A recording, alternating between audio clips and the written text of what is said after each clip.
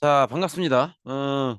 우리가 이제 지난 시간에 통일신라가 조금씩 무너져가는 모습을 봤죠. 그래서 이제 통일신라가 어떻게 보면은 하나의 국가로서 기능을 거의 하지 못하고 중앙정부가 거의 무너져가면서 지방에 각자의 세력들이 등장하고 그리고 이제 그 세력들을 중앙정부가 아예 통제를 못하는 그런 상황까지 봤었죠.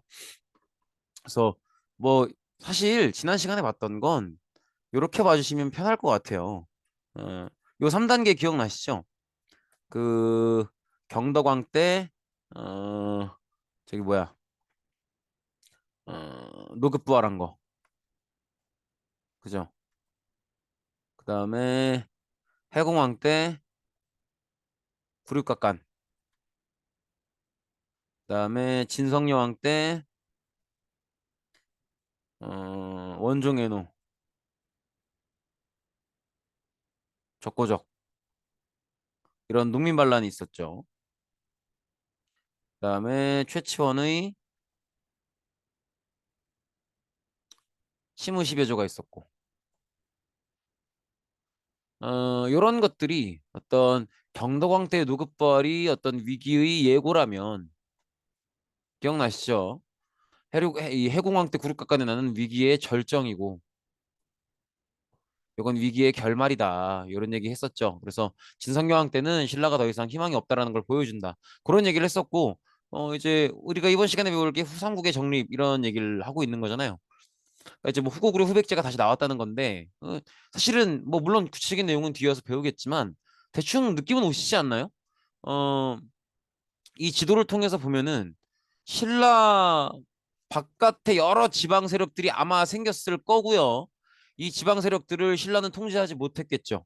그리고 이 지방 세력들 중에서 제일 센 놈 몇 놈으로 통합이 됐겠죠. 그게 우리가 지금 보는 후고구려 후백제 뭐 이런 느낌 아니겠습니까? 대충 그 정도로 이해를 해 두시고 들어가 보시면 조금 편하게 볼 수 있다라는 거죠.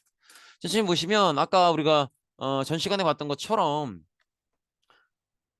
귀족간의 왕위 다툼이 좀 있고요. 그다음에 요건 이제 이 동그라미 1번은 중앙 안에서의 수도 안에서 중앙의 얘기고 동그라미 2번은 이제 요거랑 상관없이 신라 중앙 정부를 따르지 않는 지방 세력들의 얘기죠. 그리고 육두품은 이제 더 이상은 신라의 희망이 없어. 그래서 육두품은 이제 신라를 완전히 등지고 지방 호족을 따르는 거예요. 그래서 이렇게 각 지방 호족들이 지방 세력으로 등장하고 있고 육두품은 그동안의 어떤 골품제로 인한 승진 한계선 그걸 개혁해 보려고 그 문제점을 개혁해 보려고 여러 번 시도를 했지만 아예 안 됐기 때문에 이제는 신라 사회에 희망을 완전히 잃어버리고 신라 사회에 등을 돌리고 지방 호족 세력들한테 붙어가는 그런 모습이라고 볼 수 있겠죠. 그래서 육두품 세력들이 이제 신라를 등지고 신라를 버리고 지방 호족 세력들과 함께하고 있다. 이런 모습들을 볼 수 있는 거죠. 그래서 이제 호족이라고 하면 어렵게 보실 거 없고요. 중앙정부의 통제를 전혀 안 따르면서 지방에서 나름대로 한 세력하는 그런 사람들은 싹 다 호족이라고 보시면 돼요. 근데 이제 호족은 성격을 보시면 뭐 이런 성격들이 있어요. 일단은 아예 중앙정부의 통제를 안 따를 거기 때문에 그러면 자기 동네 사람들은 정부가 아니고 내가 지켜야 되잖아. 그러니까 이제 일정한 성을 쌓고 이런 방어 수단을 쌓고 그다음에 독자적인 군사력을 갖고 있는 그런 경우들이 대부분이고요. 그다음에 스스로를 성주 혹은 장군 이렇게 부릅니다. 보통 성주라는 표현을 많이 쓰는데 이제 우리 동네는 우리가 알아서 하겠다 이런 의미라고 보시면 돼요. 근데 그래도 아직은 왕이라는 표현을 안 쓰는 이유는 왕이라는 표현을 쓰는 순간 그게 반역이 되기 때문에 그래요. 그러면 이제 본인의 어떤 뭐랄까 정당성이 없어지죠. 그럼 반역을 하는 거니까. 그러니까 반역까지는 아니고 그래도 지금 중앙정부가 굉장히 혼란스러우니까 중앙정부를 믿을 수는 없고 우리 동네 사람들은 내가 지키겠다. 나만의 군사력이 있으니 우리 동네 사람은 내가 지키겠다. 이런 느낌이라고 보시면 돼요. 그래서 중앙정부의 통제를 따르지 않고 내 나만의 군사력을 가지고 우리 동네 사람들은 내가 지키고 관리하겠다. 이런 독자 세력이라고 보시면 되겠습니다. 그렇게 보시면 되겠고 그래서 중앙정부의 통제를 아예 무시하는 모습을 보이고요. 그다음에 음, 출신들을 보면 지방 촌주가 제일 많아요. 기억하시겠지만 촌주라고 하면 요 사람들 얘기하는 거예요. 요 사람들 기억나시죠? 이 구주 소경 중에 구주에서 구주 그 안에 이제 부나 현이 있고 가장 작은 단위가 촌이었잖아요. 그래서 이 촌 같은 경우에는 이제 중앙에서 지방관을 내려보내는 게 아니고 가장 작은 단위의 마을이니까 약간 마을 의장님처럼 그 동네 원래 사시던 분들 중에서 조금 존경받고 조금 유능하고 이런 분들이 이제 그 지역의 어떤 리더, 촌주 역할을 했었죠. 근데 그 촌주들이 고스란히 이제 중앙정부가 전혀 완전히 무너지고 있으니까 내가 촌주로서 우리 동네 사람은 지키겠다. 이런 이미지인 거죠. 그래서 지방 촌주 사람들이, 지방 촌주들이 가장 많은 어떤 호족 세력이 되고요. 그다음에 중앙에서 지방으로 내려온 귀족, 요런 케이스는 대체로 진골 귀족인데 왕위 계승 분쟁에서 실패했다고 보시면 돼요. 그래서 가장 대표적인 세력이 김원창이죠, 김원창. 이렇게 보시면 되겠고, 그다음에 군사력을 가진 군진 세력 하면 역시 이제 보통은 신라 군대의 지방 장군 출신인데 신라가 중앙정부가 무너지고 있으니 내가 지휘하던 병력을 데리고 고스란히 이제 내가 중앙정부를 따르지 않고 나만의 세력을 만들겠다. 내가 지휘하던 군대를 데리고 그런 느낌이라고 보시면 되겠죠. 가장 대표적인 세력으로는 청해진을 지키고 있던 장보고가 제일 대표적이죠. 그다음에 이런 세력도 있어요. 무역을 통해서 성장한 해상 세력도 있는데 장보고가 대표적이죠. 여기 장보고는 그래서 이 두 가지 경우에 다 해당되는 거예요. 군진이라고 볼 수도 있고 또 본인이 상업 활동을 또 했잖아요. 그렇기 때문에 어떤 무역을 통해 성장한 해상 세력으로 볼 수도 있는 거죠. 이렇게 군인으로서와 상인으로서의 활약을 모두 했기 때문에 둘 다에 해당한다. 장보고는 굉장히 특이한 케이스라고 볼 수 있겠죠. 그다음에 최적 같은 경우에는 보시는 것처럼 이제 일반 백성들 중에서 조금 리더십이 있고 그런 사람들이 이렇게 이제 아예 도적대가 돼버리는 그런 느낌인데 말이 좋아 초적이지 갱이요 갱 거의 갱단이라고 보시면 됩니다. 사실은 이런 촌주 출신이든 뭐 이제 왕실과의 어떤 왕위 계승 분쟁에서 패배한 그래서 지방으로 내려온 귀족이든 아니면 지방 장군 출신으로서의 어떤 군진 세력이든 아니면 무역을 통해 성장한 해상 세력이든 초적 세력이든 다 중앙 정부를 따르지 않는다는 공통점이 있고 이런 세력들이 많이 등장할수록 신라는 무너지고 있는 거죠. 그래서 이렇게 봐주시면 되겠고 육두품은 보시면 아시겠지만 빈칸에 들어갈 거 뭐겠어요? 골품제죠, 골품제. 그래서 골품제로 인해서 관직 승진은 물론 이게 사실은 이 골품제 차별이 생각보다 되게 빡세요. 그래서 되게 이런저런 일상적인 영역들에도 차별을 가하거든요. 예를 들면 뭐 가장 대표적인 게 이제 집을 몇 평까지 살 수 있다든지 아니면 집의 입구에 놓을 수 있는 계단은 몇 칸까지라든지 아니면 뭐 어떤 옷을 입을 수 있다든지 뭐 옷 색깔 아니면 가마의 크기 뭐 이런 것들 별 세세한 규정을 다 정한단 말이에요. 그러니까 이제 이런 것들이 육두품 입장에서는 굉장히 모멸적이고 좀 화가 나고 자존심 상하고 그러겠죠. 근데 이게 또 노력한다고 깰 수 있는 것도 아니고. 그래서 처음에는 골품제를 좀 개혁해야 된다, 고쳐야 된다 이렇게 비판을 했지만 안 되니까 이 사회 자체를 버리는 거죠. 그래서 신라 사회를 버리고 이제 신라 사회 통제를 따르지 않는 호족 세력들 중에서 자기가 봤을 때 조금 비전이 있다, 조금 세력이 강하고 내가 좀 의지해도 조금 앞으로 뭔가 뻗어나갈 가능성이 있다 이런 호족들을 골라서 그 호족들과 함께 손을 잡는 거죠. 그래서 육두품 같은 경우에는 좀 공부가 많이 돼 있고 좀 아는 게 많은 실력이 있는 경우들이 많기 때문에 호족들 입장에서는 되게 이제 유비가 제갈공명을 얻듯이 되게 책사를 얻는 느낌이라고 보시면 되겠죠. 그다음에 선종인데 선종을 여기서 얘기하는 이유는 기억하시겠지만 불교 종파가 크게 둘로 나뉘죠. 교종과 선종으로 나뉘는데 요 두 개를 구분하는 기점은 이제 경전을 어떻게 생각하느냐죠. 그래서 교종은 경전을 중시하고요. 선종은 뭐 경전 그렇게 안 읽어도 된다 이런 느낌인데 이렇게 차이가 있다 보니까 한자랑 친한 중앙 귀족들은 교종을 좋아하고 지방 호족들은 선종을 좋아하죠. 그래서 여기서 말하는 선종은 이 선종이 지방 호족들의 어떤 정치 철학적 이념이 됐기 때문에 선종을 얘기하는 거예요. 선종은 깨달음을 얻기 위해서 어떤 방식을 중시하는가 기억나시죠? 이제 책을 안 읽더라도 이렇게 혼자 천천히 생각하고 철학하고 고민하고 이런 것들 이런 걸 참선과 수행이라고 하죠. 주로 어떤 사람들 사이에 유행했다 그랬어요? 한자를 안 읽어도 되니까 지방 호족들 사이에 유행을 많이 했다라는 거 받으시면 되겠죠. 그다음에 이제 풍수지리설인데 요거는 풍수지리설 아마 들어본 적 있을 거예요. 그 영화 파묘에 보시면 그 파묘 주인공 중에 최민식 씨 나오시죠. 그분이 맡은 역할이 그 안에서 직관, 그러니까 이 풍수지리를 봐주는 그런 역할을 맡고 계신데 풍수지리설이라고 하면 이제 땅의 모양을 얘기해요. 바람풍, 물수, 땅지, 이치리 그다음에 뭐 풍수지리 이제 말씀설 뭐 이런 건데 어, 지형이 높으면 바람을 막을 수 있겠죠. 그다음 물이 흐르고 땅의 모양 뭐 이런 거예요. 그래서 풍수지리설은 기본적으로 땅의 모양이라고 보시면 돼요. 이 땅의 모양이 땅의 설인 기운이 좋아야 그 안에 살고 있는 사람의 어떤 대운이나 이런 것들이 좋아진다는 거죠. 그래서 어떤 땅의 기운이 좋아야 그 안에 살아가는 사람의 운도 좋아지고 잘 살 수 있다. 이런 게 이제 풍수지리설인데 요게 어떻게 보면 과학적이고 어떻게 보면 비과학적이고 그래요. 이 풍수지리설을 설명하는 방식을 보면 대단히 비과학적이거든요. 뭐 예를 들어서 뭐 산이 이렇게 몇 개가 있으면 산이 몇 개 있는 동네면 저 산은 뭐 백호의 기질이 있고 저 산은 청룡이라 할 만하니 백호와 청룡이 자웅을 이루는 기세이니 뭐 양기가 충돌하며 대단한 땅을 기운을 가진 땅이다 뭐 이런 식으로 설명한단 말이에요.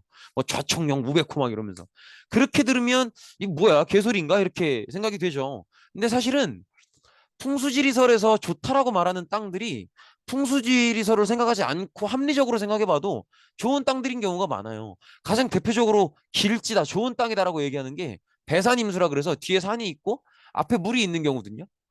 근데 이런 경우는 풍수지리설을 생각하지 않아도 실제로 살기가 좋아요. 배산임수, 뒤에 산이 있고 앞에 강이 있다. 그러면 뭐 풍수지리설에서는 그렇게 얘기한다고. 뭐 배산이 뭐 주작의 기운이고 뭐 앞에 흐르는 강이 청룡의 기운이며 뭐 청룡과 주작이 고을을 감싸니 뭐 상서로운 기운이 막 이런 식으로 얘기하는데 이러면 개소리 같잖아. 근데 사실은 앞에 강이 흐르면 당연히 물가니까 농사가 잘 될 거고요. 강이 흐르면 강은 이제 파도는 안 치는데 물은 흐르니까 교역에 좋겠죠. 그다음에 뒤에 산이 있으면 바람을 막아주니까 농작물이 안정적으로 병침이 없이 어떤 태풍이나 이런 거에 걱정을 거의 하지 않고 잘 자랄 수 있고요. 그다음에 앞에 산이 있고 뒤에 강이 있으면 아무래도 외적의 방어로부터 좋아요. 이렇게 들으면 또 합리적이죠. 틀린 얘기가 하나도 없잖아. 그죠? 산이 바람을 막아주니까 아무래도 태풍이나 이런 거에 안전하고 강 흐르니까 뭐 비옥할 거고 그럼 농사 잘 될 거고 강 흐르니까 교류에 편할 거고 얼마나 좋아요. 그러니까 뒤에 산 있으면은 멧돼지 내려오는 거 말고는 크게 나쁜 게 없어요. 그러니까 지금 딱 여기에 맞는 땅이 어디예요? 우리나라 수도 서울이 딱 이렇죠. 그죠? 이런 모습이에요. 그러니까 이런 것들이 풍수지리설인데 근데 이제 여러분들이 여기서 뭘 주목해 주셔야 되냐면 왜 지금 이 시기에 하필 땅의 모양에 대해서 갑자기 이게 대유행을 한단 말이에요. 그래서 도선 스님이라는 분이 도선비기라는 책을 써요. 이 책의 내용이 뭐냐면 다 이런 거야. 제 한반도를 이렇게 그려놓고 이 땅도 좋고 이 땅도 좋고 이 땅도 좋고 이 땅도 좋고 이 땅도 좋고 이 땅도 좋고 이 땅도 좋고 이 얘기하고 있는 거예요. 이 땅은 이래서 좋고 저 땅은 저래서 좋고 이 땅은 요래서 좋고 막 이런 얘기를 하는 거야. 이 지금 이 시기에 통일신라 후기에 왜 이 풍수지리설이 갑자기 유행을 하겠냐고.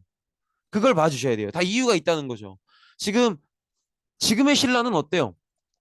이 수도 경주 여기가 완전히 지방을 통제하지 못하고 있죠. 그래서 각 지방 세력들이 이 수도의 통제를 받지 않고 각자 자기 세력들을 구축하고 있는 그런 상황이잖아요. 그러면 이 지방 세력들이 듣고 싶은 얘기는 뭐겠어요? 항상 어느 시대나 어떤 말이 유행한다는 건 그 말을 듣고 싶어 하는 사람이 많다는 거예요. 이 풍수지리설이 유행을 한다는 건 지금 지방 세력들이 판을 치고 있는데 이 지방 세력들이 무슨 얘기를 듣고 싶은 거야? 경주만 좋은 땅이 아니고 지방에도 좋은 땅이 많다. 경주만 중심으로 생각할 필요가 없다. 다른 지방에도 중심의 역할을 할 수 있는 충분히 그렇게 좋은 기운을 가진 땅들이 많다라는 얘기를 듣고 싶은 거예요. 그러니까 무슨 얘기냐면 자기 있는 땅이 좋다라는 얘기를 듣고 싶은 거지. 이해되시겠죠? 이렇게 봐주시면 되겠고. 그래서 이런 특징들 때문에 각 지방에 살고 있는 호족들은 내가 지금 있는 땅도 되게 좋은 땅 아닐까? 이런 생각을 하게 되는 거죠. 그래서 이런 생각을 할 수 있게 된 배경이 됐기 때문에 풍수지리설이 이때 이제 인기를 많이 얻는 거죠. 그렇게 보시면 되겠고 이제 후삼국인데 우리가 알고 있는 것처럼 이제 800년대 말이 되면은 9세기 말이면 800년대 말이죠. 이때가 되면 이제 신라 국력이 굉장히 크게 약화가 됩니다. 그래서 우리가 앞서서 봤던 것처럼 중앙이 지방을 거의 통제하지 못하게 되고요. 그래서 사실상 신라는 이제 수도 인근 지역만 빼면 나머지는 신라라고 부르기가 어려워요. 각자 자기 세력이 있는 상황인 거죠. 이렇게 보시면 되겠고 그 와중에 이제 견훤과 궁예가 드디어 왕을 칭하고 아예 반역을 하면서 나라를 세워버리는 거죠. 그래서 이제 이걸 후삼국 시대다 이렇게 부르는 건데 견훤 같은 경우에는 기본적으로는 원래 이제 신라의 장군 출신이에요. 서남해안 지방을 담당하고 있던 장군 출신인데 자기가 봤을 때 신라가 이제 희망이 없어 보이니까 자기가 지휘하던 병력을 데리고 이제 이걸 기반으로 세력을 이제 세워 나가는 거죠. 그러니까 아까 얘기했던 우리가 봤던 호족 세력의 출신 성분 중에서 군진 세력에 가까운 모습이라고 볼 수 있겠죠. 그래서 자기가 지휘하던 병력을 바탕으로 새로운 세력을 만들어 가는 거고 서남해안이라고 하면 이 부분을 얘기하는 거잖아요. 그럼 여기 이 땅은 과거에 백제 땅이었다고. 그죠? 그러니까 견훤이 이 감성을 건드리는 거예요. 그래서 여기 살고 있는 사람들한테 지금 신라가 굉장히 실망스럽지 않냐. 여러분들이 그리워하는 백제를 되살려주겠다. 이 얘기를 하는 거죠. 그래서 이렇게 후백제를 건국해서 사람들에게 어떤 백제의 부흥을 내세우면서 백제의 향수를 자극하는 그런 모습을 보여주고요. 그래서 여기 이렇게 봐주시면 되겠고 그 다음에 궁예인데요. 궁예는 기본적으로 신라의 왕족 출신, 그러니까 진골귀족 출신이에요. 그렇다는 얘기는 얘네 아버지 때에서 왕위 계승 분쟁에 패배했다는 얘기죠. 그리고 왕위 계승 분쟁에 패배하면서 아마 이렇게 도망을 다녔던 것 같아요. 그 와중에 이제 궁예를 아마 절에 버렸던 것 같습니다. 그래서 절에서 자라면서 승려가 됐던 인물이고 그리고 이제 신라의 어떤 중앙 정부가 지방을 통제하지 못하게 되면서 궁예도 그 흐름을 따라서 나름대로 자기 세력을 키워가는 모습을 보이는데 처음에는 경기도 개성을 수도로 삼습니다. 그때는 송악이라고 했었는데 개성이라고 하면 어디쯤 보시면 되냐면 서울이랑 평양 사이쯤 보시면 돼요.